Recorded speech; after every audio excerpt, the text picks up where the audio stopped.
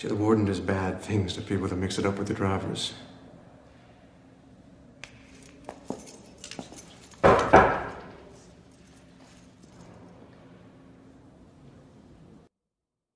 கைதி 77119, ma'am. Thank you mister Alric. நீ வந்திருக்கிற இந்த ஜெயில கொலைக்காரங்க, கற்பழிச்சவங்க, இந்த மாதிரி கொடுமைக்காரங்க பல பேர் இருக்காங்க. இருக்கிறதுலயே பயங்கரமான குற்றவாளிகளை தான் எப்பவும் அரசாங்கம் இங்க அனுப்பும். நீ அடிச்ச ஆள் பெரிய கிரிமினல். உனக்கு தெளிவா சொல்லணும்னா எய்ம்ஸ் ஆயுள் தண்டனை கைதியா வந்திருக்கிற நீ அல்ப ஆயுசுல சாகும்படி ஆயிடும். உங்க எண்ணம் புரியுது. பொட்ட மாதிரி உட்கார்ந்திருந்தா நீங்க சொல்ற மாதிரி தான் நடந்திருக்கும்.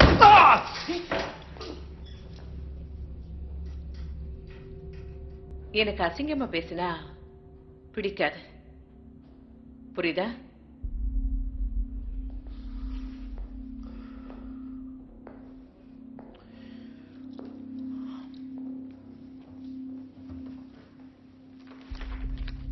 உன் ரெக்கார்டை பார்த்துட்டு இருந்தேன். ஆனா நீ அதுல என்ன வேலை பார்த்துட்டு இருந்தேன்னு குறிப்பிடவே இல்லை. ரேஸ் கார் ஓட்டுறதுல உனக்கு திறமை இருக்குன்னு சொன்னாங்க. இதுல போடாததுனால கேக்குறேன், கடைசியா ரேஸ்ல எப்ப கலந்துக்கிட்ட? ரொம்ப நாள் ஆச்சு. இப்ப என்கிட்ட லைசன்ஸே இல்லை. உனக்கு லைசன்ஸ் திரும்ப கிடைச்சா? லைசன்ஸ் கிடைக்குமா? நான் மனசு வச்சா கண்டிப்பா கிடைக்கும்.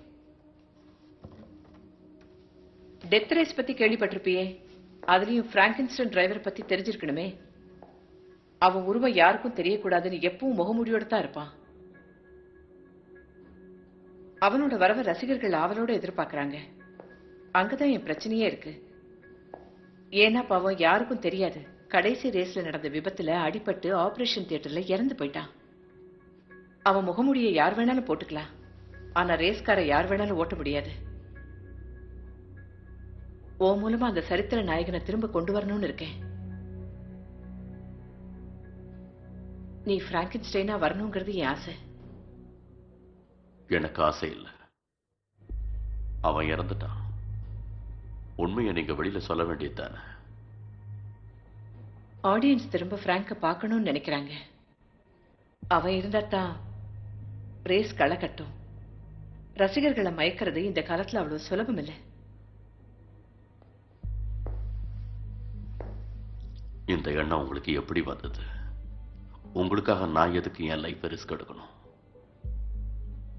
5 ரேஸ்ல ஜெயிச்சா விடுதலை ஆயிடலாம். இங்க அதுதான் ரூல். Prank 4 race ஜெயிச்சிட்டான்.